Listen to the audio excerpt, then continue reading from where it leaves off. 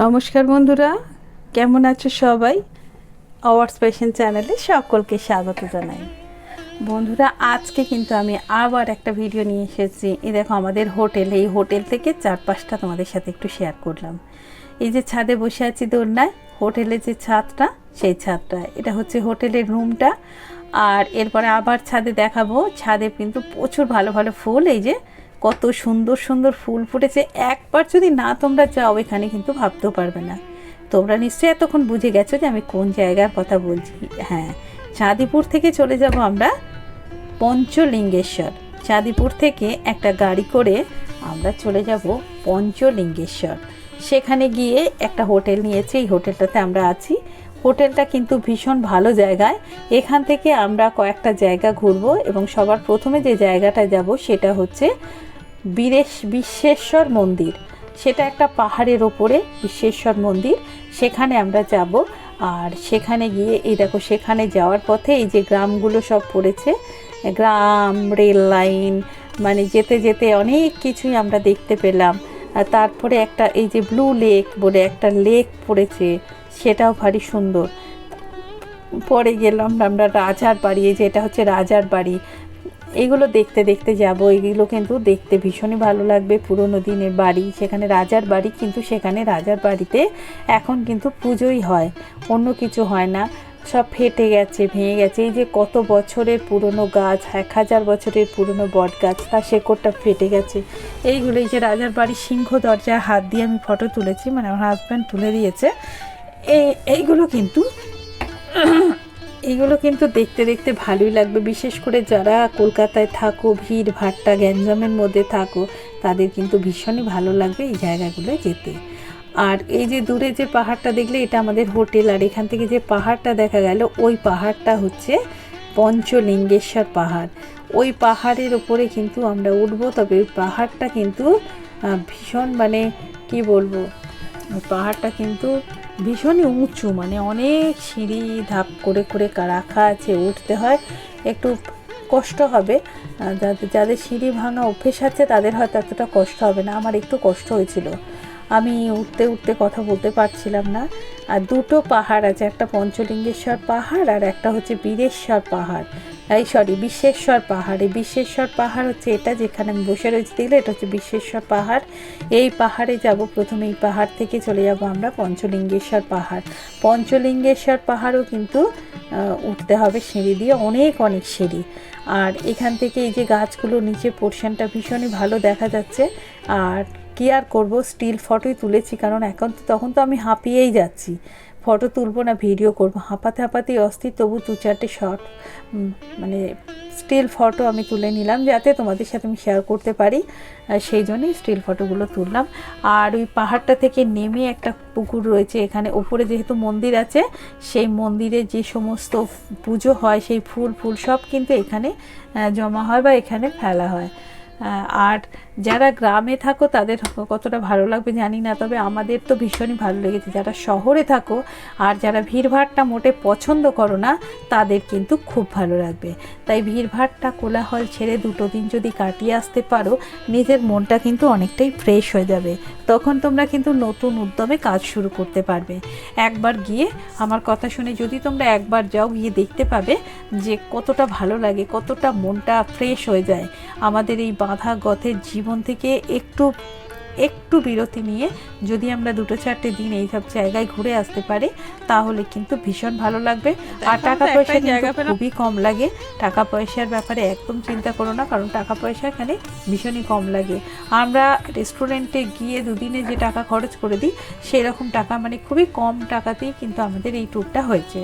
তাই যারা হয়তো পয়সার চিন্তা করছো তারা করো না, এটা কিন্তু খুব কম পয়সায় ট্যুরটা তোমরা করে নিতে পারবে। আমরা যেতে যেতে কিছু গ্রাম দেখলাম, গ্রামগুলো দেখতে দেখতে কিছু ভিডিও করলাম। এটা গাড়িতে যেতে যেতে করছি বলে একটুখানি হয়ে যাচ্ছে, গাড়ি চলছে আর গাড়ি থেকে থেকে ভিডিও বানাচ্ছি একটু করে, যেগুলো যতটুকুনি যা পারছি তাই একটু করে বানিয়ে নিচ্ছি। আর ওই যে পাহাড়টা দেখছো, ওই পাহাড়টাই হচ্ছে বিশ্বেশ্বর পাহাড়। আর ওই পাহাড়েই আমরা কিন্তু যাব, ওই পাহাড়ে করেই আমরা কিন্তু যাব। দেখো, আর ওই পাহাড়টা থেকে আরেকটা পাহাড়ে যেতে হবে, সেটা হচ্ছে পঞ্চলিঙ্গেশ্বর পাহাড়। আর এই পঞ্চলিঙ্গেশ্বর পাহাড় কিন্তু ওই পাহাড়ে কিন্তু অনেক অনেক সিঁড়ি, আর ওখানে কিন্তু 5টার পরে মানে সন্ধ্যের পরে কিন্তু আর যেতে দেয় না, তখন হাতির দল বের হয়। তাই জন্য এই দেখো পঞ্চলিঙ্গেশ্বর পাহাড়ে কিন্তু উঠছি। এটা কিন্তু প্রচণ্ড খাড়াই পাহাড়, এমনি সিঁড়ির ধাপ করা আছে, কিন্তু উঠতে অনেকটাই সময় লাগে। আর এখানে কিন্তু তাড়াতাড়ি চলে আসতে হবে, কিন্তু সবাই মিলে গেলে কিন্তু বেশ ভালো লাগবে। আমি উঠতে পারছিলাম না, আমার তো এমনি প্রেশার বেশি, ওই জন্য আমি একটু আস্তেই উঠছি, তাও একটু হাঁপিয়ে গেছিলাম, কিন্তু উঠে খুবই ভালো লাগছিল। তবে তোমরা একটু আগে ভাগে যাবে, কারণ 5টা বাজলে কিছুতেই ওখানে থাকতে দেওয়া হয় না। 5টার আগে তোমাদের নামতে হবে, কারণ ওখানে পুরো হাতির দল বেরোয়। তাই জন্য এই যে আমার হাজব্যান্ড আগে আগে উঠছে, আমি তো পিছনেই পড়ে আছি। এই একটু করে দেখছি ঝর্ণা, ওই দেখো ঝর্ণা বইছে, কিন্তু দেখতে দেখতে ভালো লাগছে। আর সবাই উঠছে তো, উঠতে উঠতে অত ক্লান্তি লাগছে না। নিজেদের মতো করে তোমরা ধূপ জ্বালিয়ে দিতে পারবে, এখানে পুজো দিয়ে দিতে পারবে, মনের মতো করে কিন্তু তোমরা এগুলো করে নিতে পারবে। দেখো পুজো দিতে পারবে, ঘন্টা বাজাতে পারবে, নিজের মতো পুজো দিতে পারবে। এখানে সব কত রকমের পাগল আছে, দেখো কিভাবে ঝর্ণা যে বয়ে আসছে, সেই ঝর্ণাতে কিভাবে স্নান করছে দেখাচ্ছে। দেখো আমি একটু ভিডিও করেছি, সব তো করতে পারিনি, হাঁপিয়ে হাঁপিয়ে তো অস্থির হয়ে গেছি, তবুও তারই ফাঁকে ফাঁকে একটু একটু করে ভিডিও করেছি। তুমি দেখো কিরম, দেখো দেখতে পাচ্ছ, দেখো জলের উপর শুয়ে আছে, এরকম চান করছে। দেখো তোমরা এইরকমভাবে চান করছে, এত বড় বড় সব ভক্ত। দেখো এখানে পুজো করতে পারবে, এখানে পুজো হচ্ছে, তুমি যেমন তোমার সামর্থ্য অনুযায়ী 16 আনা হোক, 10 টাকা, 5 টাকা, যেরকম তুমি দিতে চাও পুজো, তুমি কিছু নিয়ে যেতে পারো, ডালা নিয়ে যেতে পারো, অথবা টাকা দিয়ে পুজো দিতে পারো। যেরকম তোমার মন চাইবে তুমি পুজো দিয়ে সেখান থেকে প্রসাদ নিয়ে আসতে পারো বাড়িতে, এইভাবে নিয়ে আসতে পারো। প্রচুর প্রচুর প্রচুর উঠতে হবে তোমাকে, তবে হ্যাঁ সিঁড়ি করা আছে বলে অতটা কষ্ট হয় না, আস্তে আস্তে উঠতে হবে। উঠতে উঠতেই তোমার এমনি মনে হবে যে অনেক উঁচুতে উঠলাম, কিন্তু আস্তে আস্তে উঠতে পারবে তুমি। এই যে আমাকে আমার হাজব্যান্ড হাত দেখাচ্ছে, কিন্তু আমি তো বলেই যাচ্ছি যে আমি খুব হাঁপিয়ে গেছি, আমি অত আর পাচ্ছি না, একটু বসে নিয়ে আবার যাব। তাই 2-3 বার করে আমি বসে তারপরে গেছি। তোমাদের হয়তো এতটা সমস্যা হবে না, আমার যেহেতু প্রেশার আছে তাই আমি একটু বসে নিয়ে গেছিলাম।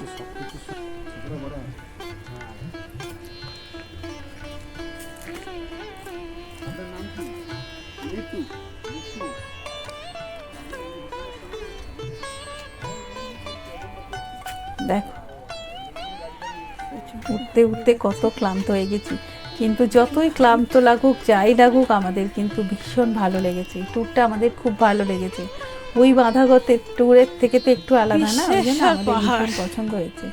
আমরা খুবই ভালো এনজয় করেছি, দারুণ এনজয় করেছি, বসবো আমি সুন্দরভাবে ফটো তুলেছি, থেকেছি, ঘুরেছি, বেশ ভালো লেগেছে। তাই তোমাদের সাথে শেয়ার করলাম, কারণ এরকম ট্যুর যদি তোমাদের সাথে শেয়ার করি সেটা আমার স্মৃতিতেও থাকলো, বা কোথায় কি ভিডিওগুলো হয়ে গেল সেটা আর হবে না, এগুলো এখানে থেকে গেল, তাই না? তাই তোমরা দেখো, আর যদি ভালো লাগে তাহলে প্লিজ একটা ভিডিওতে লাইক করে দিও, আর যদি ভালো লাগে তাহলে প্লিজ আমার চ্যানেলটা সাবস্ক্রাইব করে নিয়ে আমার সাথে থাকবে, আর পাশে থাকা বেল নোটিফিকেশানটা অন করে দিয়ে অলে ক্লিক করে দেবে, যাতে যখনই আমি নতুন কোনো ভিডিও আপলোড করব তার নোটিফিকেশান সবার প্রথমে আপনাদের কাছে পৌঁছে যায়। আর হ্যাঁ, অবশ্যই করে তোমরা একবার যাবে এবং ঘুরে এসে আমাকে কমেন্ট করবে যে কেমন লাগছে। তোমরা যদি এই যে জায়গা যাওয়ার জন্য কোনো কিছু আমার কাছ থেকে জানতে চাও, অবশ্যই আমার সাথে কন্ট্যাক্ট করবে, বা আমাকে তোমরা লিখে দেবে কমেন্ট বক্সে, আমি তোমাদের কমেন্টের উত্তর দেব। কত রকমের পোস্ট দিয়েছে আমার হাজব্যান্ড, দেখো দেখতে দেখতে তোমরা পাগলা হয়ে যাবে। তাহলে আর দেরি না করে চটপট করে 2টো টিকিট কেটে ফেলে ট্রেনে উঠে বসে পড়ি, পৌঁছে যাবে তোমরা চাঁদিপুর। চাঁদিপুর থেকে একটা গাড়ি ভাড়া করে সোজা চলে যাবে তোমরা পঞ্চলিঙ্গেশ্বরের মন্দিরে। পঞ্চলিঙ্গেশ্বরে গিয়ে যে হোটেলটা থাকবে, যদি তোমরা হোটেলের নাম জানতে চাও আমি অবশ্যই বলে দেবো।